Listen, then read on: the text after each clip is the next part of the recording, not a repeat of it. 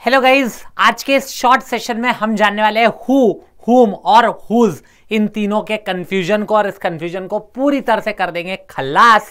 क्योंकि एक short session है, लेकिन शॉर्ट सेशन में भी बहुत हंसी मजाक के साथ आपको हु, हुम, हुज को पूरी तरह से क्लियर किया जाएगा। सो मेरा नाम है आदित्य आष्टिकर और इंग्लिश के लिए बेस्ट वीडियोस आपके लिए लाने का काम मैं करता हूं। तो देखते हैं हु, हुम, हुज। यार है तो परेशानी है ना, प्रॉब्लम तो होती है, आपको भी होती है और आपके दोस्तों को भी होती है। तो आओ देखें इस प्रॉब्लम को क्या सॉल्यूशन निकाला जा सकता है इस प्रॉब्लम के लिए।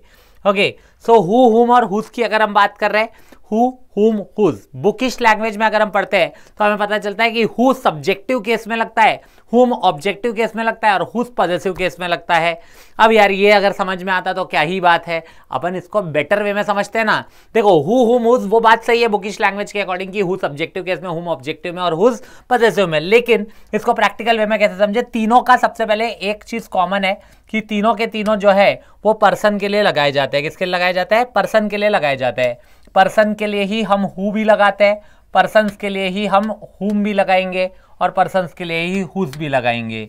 ठीक है, पर्सन्स के लिए हु भी लगता है, हुम भी लगता है और हुज भी लगता है। फर्क क्या है? फर्क बोला यही जाता है कि हु सब्जेक्टिव केस में, हुम ऑब्जेक्टिव केस में और हुज पॉजेसिव केस में, लेकिन ये हमें बात समझ में नहीं आती। हम प्रैक्टिकल वे में समझना चाहे तो हम क्या करें, आओ इसको समझते हैं। देखो ये बात तो तय है तीनों पर्सन्स के लिए लगता है। अब आप केवल इतना समझो कि पर्सन्स के केस में रिलेटिव प्रोनाउन हु की अगर बात की जा रही है, रिलेटिव प्रोनाउन हु की बात की जा रही है तो क्या लगना है? ये इंट्रोगेटिव की तरह भी लग सकता है, दैट्स अ डिफरेंट थिंग। वहां कंफ्यूजन नहीं होगी। कंफ्यूजन होती है जब ये रिलेटिव प्रोनाउन की तरह यूज किया जा रहा है। तो पर्सन्स के केस में अगर पर्सन खुद कुछ काम कर रहा है, अगर पर्सन खुद कुछ काम कर रहा है मतलब इसके तुरंत बाद जो जहां पे हु, हुम, हुज का चॉइस हमें भरना है उसके तुरंत बाद वर्ब आ जाए तो समझ लो यहां पे आपका लग जाएगा क्या? यहां लग जाएगा आपका हु, यहां लग जाएगा हु। ओके, अगर पर्सन्स खुद कुछ काम ना करके, पर्सन्स खुद कुछ काम ना करके आगे आने वाले नाउन या प्रोनाउन यानी आगे आने वाले सब्जेक्ट से कुछ काम करवा रहे हैं, अगर आगे आने वाले नाउन या प्रोनाउन से कुछ काम करवा रहे हैं तो ये हो जाएगा होम, ये हो जाएगा होम। ओके, पर्सन्स खुद कुछ काम ना करके आगे आने वाले नाउन प्रोनाउन से कुछ काम करवा रहे हैं तो ये वाला केस हो जाएगा होम, यहां लग जाएगा होम। ओके, और रही बात हुज की, तो हुज के केस में चलो हुज की बात अपन बाद में कर लेंगे कि हुज पहले ये दोनों अगर समझ में आ जाए तो हुज समझने में कोई टेंशन है ही नहीं। तो इसको एग्जाम्पल के थ्रू समझते हैं, ज्यादा अच्छे समझ में आएगा। जैसे एग्जाम्पल के तौर पे मैंने एक सेंटेंस लिखा है he is the boy, he is the boy dash proposed the girl, है ना। आपके आसपास के माहौल में जो चल रहा है मैं उसी का एग्जाम्पल ले लिया हूं और अब देखो कितना इजीली समझ में आएगा। आपने देखा होगा ऐसा कॉलेज वॉलेज में जब जाते थे ऐसा कोई कर रहा है तो he is the boy dash propose the girl. हमें क्या पता है? हमें इतना पता है कि पर्सन की बात होनी है, ये बॉय पर्सन है, इतना तो तय है, बॉय पर्सन है और पर्सन है। बॉय ने खुद कुछ काम किया है, बॉय ने खुद हिम्मत दिखाई है और कुछ काम किया है। और काम क्या किया है? लड़की को यहाँ पे प्रपोज किया है। ये क्या है? वर्ब है, ये वर्ब है। लड़की को प्रपोज किया, ये कुछ काम किया है तो यहाँ क्या लग जाए? लड़के ने खुद कुछ काम किया है। मैंने बताया था ऐसे केस में हु लगता है जब पर्सन खुद कुछ काम कर रहा होता है। अभी इसी सेंटेंस को ऐसे देखो, जैसे लिखा है, क्या लिखा है कि ही इज द, या मैंने कहा चलो ही नहीं अपन शी ले लेते हैं, ठीक है, शी ले लेते हैं। अभी देखो जैसे लिखा है, अब कहते हैं, आप लोगों ने सुना होगा ना, every action has an equal and opposite reaction. हर क्रिया की प्रतिक्रिया होती है कि नहीं? तो देखो अगर यहां पे एक सेंटेंस लिखा है कि she is the girl, she is the girl. अब लड़के ने तो अपना कर्तव्य निभाया, उसने अपना काम किया, लड़की को प्रपोज किया। अब लड़की की बारी थी कर्तव्य निभाने की तो लड़की ने कर्तव्य निभाया, she is the girl dash slap the boy.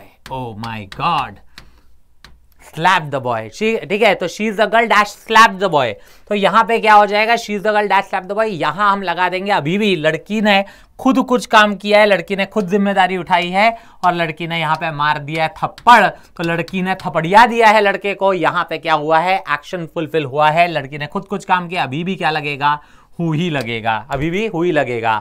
Sentence अगर ऐसा लिखा होता है, जैसे कि इधर अगर मैं बोलूं सेंटेंस, मान लो मैं ऐसा लिख दूं कि मैंने लिखा होता है she is the girl, she is the girl dash he proposed, dash he proposed। अगर ऐसा लिखा होता तो हमें समझ में आता है यार गर्ल तो है, पर्सन तो है, लेकिन पर्सन खुद कुछ काम नहीं कर रहा, बल्कि आगे आने वाला नाउन प्रोनाउन जो है वो कुछ काम कर रहा है। आगे आने वाला नाउन प्रोनाउन ये देखो, ये कुछ काम कर रहा है, तो अभी क्या लग जाएगा? अभी लग जाएगा whom लग जाएगा, she is the girl whom he proposed, या लिखा होता है he is the boy dash she slapped। अब यहां पे भी वही हुआ है, लड़के ने कुछ काम नहीं किया, बल्कि आगे आने वाली जो लड़के नाउन प्रोनाउन है यहाँ पे, उसने कुछ काम किया है, तो अभी भी क्या लग जाएगा, हुम लग जाएगा। समझ में आ गया हु हुम का किस्सा क्या है? उम्मीद करता हूं बहुत ही प्रैक्टिकल वे में समझ में आ गया कब हु लगता है कब हुम। पर्सन खुद कुछ काम कर रहा है हु, पर्सन खुद कुछ काम ना करके आगे आने वाले नाउन प्रोनाउन से कुछ काम करा रहा है हुम। पर्सन खुद कुछ काम कर रहा है हु, पर्सन खुद कुछ काम ना करके आगे आने वाले नाउन प्रोनाउन से काम करवा रहा है हुम। खत्म बात।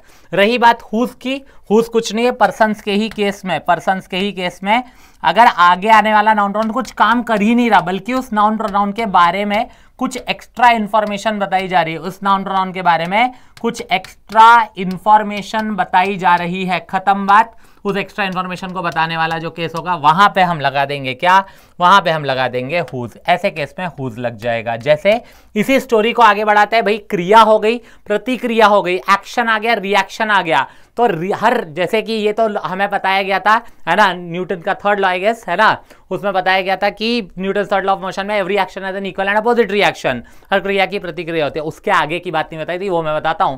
तो हर क्रिया की प्रतिक्रिया होती है और हर प्रतिक्रिया के, हर रिएक्शन के साइड इफेक्ट्स होते हैं। अब देखो रिएक्शन तो हो गया, अब इसके साइड इफेक्ट्स क्या आएंगे और साइड इफेक्ट्स देखें। जैसे मैंने कहा, लिखा है कि ही इज द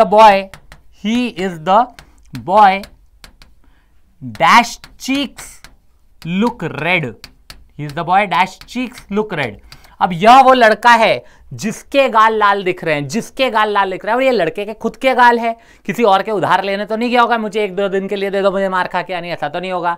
लड़के के खुद के गाल है, और ये गाल कुछ काम नहीं कर रहे, बल्कि गालों के बारे में एक्स्ट्रा इन्फॉर्मेशन दे रहे हैं कि गाल लाल है टमाटर जैसे, क्यों, क्योंकि थपड़िया है ना। तो ऐसे में he is the boy dash cheeks look red, यहां लग जाएगा हुज, क्योंकि यहां नाउन प्रोनाउन कुछ काम नहीं कर रहा, बल्कि उनके बारे में कुछ एक्स्ट्रा इन्फॉर्मेशन बताई गई है।